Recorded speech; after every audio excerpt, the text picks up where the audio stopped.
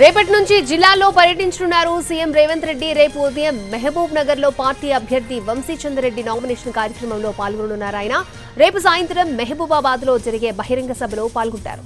20న మెదక్ అభ్యర్థి నీలం మధు నామినేషన్, 21న భువనగిరిలో పార్టీ అభ్యర్థి చామల కిరణ్ నామినేషన్ కార్యక్రమానికి హాజరవుతారు. 22వ తేదీన ఉదయం ఆదిలాబాద్ లో నిర్వహించే సభలో పాల్గొననున్నారు సీఎం రేవంత్. 23న నాగర్ కర్నూల్ బహిరంగ సభ, 24న ఉదయం జహీరాబాద్, సాయంత్రం వరంగల్ సభలకు హాజరవుతారు ముఖ్యమంత్రి.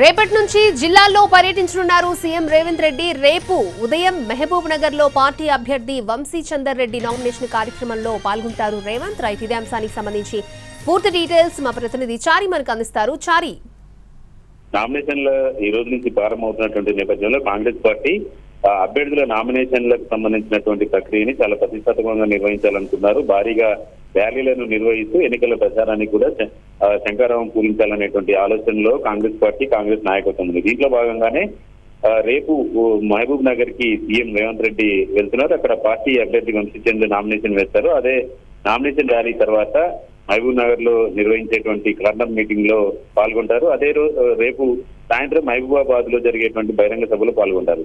వరుసగా అన్ని నియోజకవర్గాలకు సంబంధించి సీఎం రేవంత్ రెడ్డి నేరుగా నామినేషన్లకు సంబంధించినటువంటి ర్యాలీలో పాల్గొనడంతో పాటు అక్కడ జరిగేటువంటి సభల్లో కూడా పాల్గొని ఎన్నికల శంకారావాన్ని పూరించాలనేటువంటి ప్రచారాన్ని కూడా వాటి నుంచే ప్రారంభించాలని నిర్ణయించుకున్నారు. కాంగ్రెస్ పార్టీకి ఇప్పుడు పార్లమెంట్ ఎన్నికలు అనేవి చాలా ప్రాముఖ్యత ఉన్నటువంటి అంశం. ఎందుకంటే అసెంబ్లీ ఎన్నికల్లో గెలుపొందినటువంటి కాంగ్రెస్ పార్టీ పార్లమెంట్ ఎన్నికల్లో 14 పార్లమెంటు సీట్లను గెలుచుకోవాలనేటువంటి టార్గెట్ పెట్టుకుంది. ఇటీవల కేసీ వేణుగోపాల్ కూడా పార్టీ నాయకత్వంతో అభ్యర్థులతో సమావేశమైనటువంటి సందర్భంగా మిషన్ 15 అనేటువంటి స్లోగన్ తో పార్లమెంట్ ఎన్నికలకు వెళ్లాలని దిశానిర్దేశం చేసినటువంటి నేపథ్యంలో సీఎం రేవంత్ రెడ్డి నేరుగా పిసిసి చీఫ్ కూడా తనే ఉన్నటువంటి నేపథ్యంలో అన్ని నియోజకవర్గాల్లో ర్యాలీలు అలాగే సభలు సమావేశాలకు హాజరవ్వాలని నిర్ణయించుకున్నారు. వాటి తర్వాత నేరుగా ఇక ప్రచారంలోకి వెళ్లాల్సి ఉంటుంది కాబట్టి అగ్రనేతలకు సంబంధించినటువంటి షెడ్యూల్ కూడా త్వరలోనే ఖరారు కాబోతుంది. సీఎం అయితే అన్ని నియోజకవర్గ హెడ్ క్వార్టర్ లో జరిగేటువంటి ర్యాలీలకు హాజరయ్యి